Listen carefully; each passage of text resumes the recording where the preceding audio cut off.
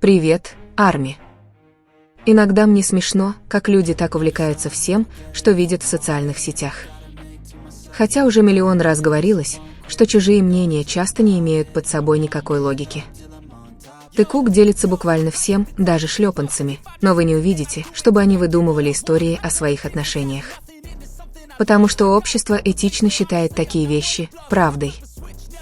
Вместо этого лицемеры создают тысячи историй только из-за браслета. Браслета, который даже не похож на браслеты других девушек, и делают вид, что это настолько очевидно, что никто не может спорить.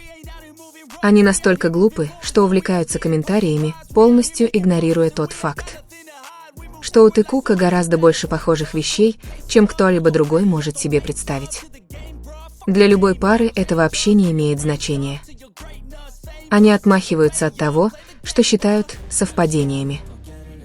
Когда сами не уверены, например, когда Тыкук надевает одну и ту же рубашку в один и тот же день. Потому что они не могли быть в одной стране и решили поддержать друг друга. Один на концерте, другой на съемках музыкального клипа. Они носили обувь одного цвета и бренда, но никто не говорил, что они встречаются. Потому что, все они были такими лицемерными. Более того, согласно их собственным доказательствам. Тыкук теперь носил кольцо на безымянном пальце, той же модели, но никто ничего не говорил. Никто даже не упоминал о возможности их настоящих отношений. Они носили одежду одного бренда. Но это было проигнорировано.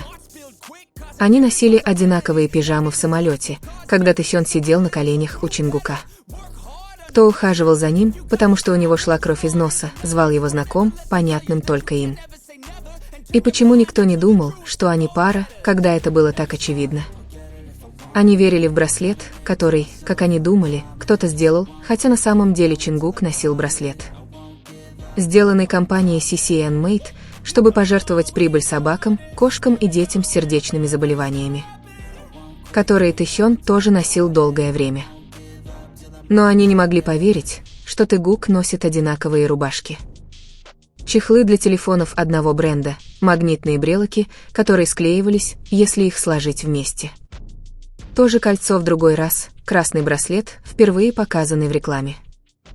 Одинаковые синие браслеты, существование которых было более чем очевидно, и снова никто не заметил.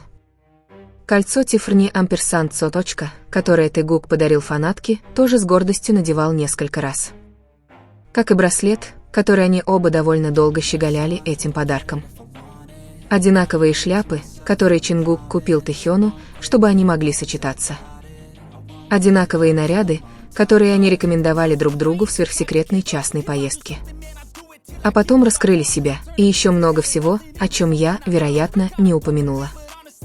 Итак, если вы чувствуете себя великим детективом, расскажите мне, кто это был и почему. Кажется, у Чингука в доме был гость, когда он открыл торт. Он, казалось, не замечал, как кто-то странно поднимался по лестнице. Если вы заметили совершенно не связанный с этим браслет. Я также мог сказать, что Тэхён был с ним в тот момент. Потому, как эта фигура прошла мимо, и ничто не могло убедить меня в обратном. Потому что это был явно не первый раз. Но самое забавное, судя по фоновому шуму. Чингук сказал, что это сантехник пришел починить его душевой фильтр. Однако этот человек появился секундами или минутами ранее, спокойно войдя в дом Чингука без каких-либо проблем. И если этот человек был также тем, кто ставил капельницу, как Чингук упомянул в своем посте в Инстаграм. Это тоже немного странно, потому что этот человек все еще был там, как будто ничего не произошло. В любом случае, я не могу быть уверен, это всего лишь мое предположение. И я надеюсь, вы прочтете комментарии, чтобы понять, согласны ли мы. Хотя это, конечно, не направлено на то, чтобы на кого-то напасть, если вы хотите верить в то, что ваш мозг считает абсолютной истиной, не приходите ко мне с этим вопросом. Потому что у меня есть четкое обоснование всего, что они мне показали, и мне не нужно ничего просить. Потому что, несмотря на многочисленные желания и ожидания других от пары, которые даже не имеют прочного основания для своих теорий, Тыкук сделал это, и продолжает делать гораздо дольше. Не только через парную одежду или браслеты, но и через песни, которые они рекомендуют. Они слушают их вместе и открыто посвящают себя друг другу, не заботясь о том, что говорит мир. Итак, пока вы продолжаете идеализировать нечто бессмысленное, Ты Кук продолжит воплощать это в реальность, для нас и только для нас. И эта правда всегда будет болезненной для тех, кто отказывается ее принять. Итак, среди всего этого интернет-шума, беспочвенных домыслов и пустых банальностей, порожденных завистью, мы возвращаемся к неизменной реальности. Правда не всегда кричит на публике, иногда она прячется в тишине. Во взглядах, которые встречаются на долю секунды, в легких улыбках, которые понимают только два сердца, знающие друг друга. Ты Кук — это не теория, это не музыкальный клип, это не история, многократно разоблаченная любителями сенсаций.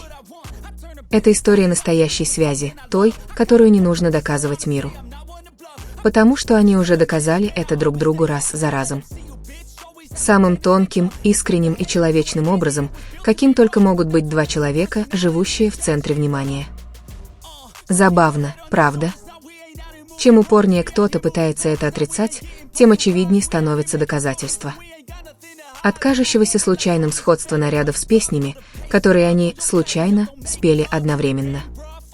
От тонких посланий в текстах, которые зеркально отражают друг друга, до маленьких привычек, которые невозможно подделать. Потому что любовь, как бы вы ее ни называли, любовью, дружбой или как-то еще, никогда не нуждается в объяснениях. Ее просто нужно почувствовать, и Ты Кук делает это самым элегантным образом. И, пожалуй, в этом и заключается величайшая ирония всей этой драмы в социальных сетях. Люди требуют доказательств, когда доказательства прямо у них перед глазами. Они заняты фотографированием браслетов и сравнением фотографий, в то время как настоящая история разворачивается за кулисами. Пока весь мир спорит о значении красной нити на их запястьях, эти двое сидят рядом. Будь то в тихой репетиционной комнате или в машине после концерта, и посмеиваются над выходками мира, постоянно подвергая сомнению то, что они уже пережили. Тэхёну и Чингуку не нужно ничего объяснять, им не нужно писать длинные абзацы, чтобы успокоить встревоженный фандом, они могут просто быть собой, смотреть друг на друга, улыбаться, делиться. И этого более чем достаточно для тех, кто действительно понимает. Потому что, в конце концов, только они знают, каково это — быть на одной стороне. Выдерживать одни и те же бури, и все еще защищать друг друга, даже когда мир отворачивается от них. Назовите это совпадением, назовите это ошибкой, но между ними есть что-то, что статистика, слухи или логика не могут объяснить.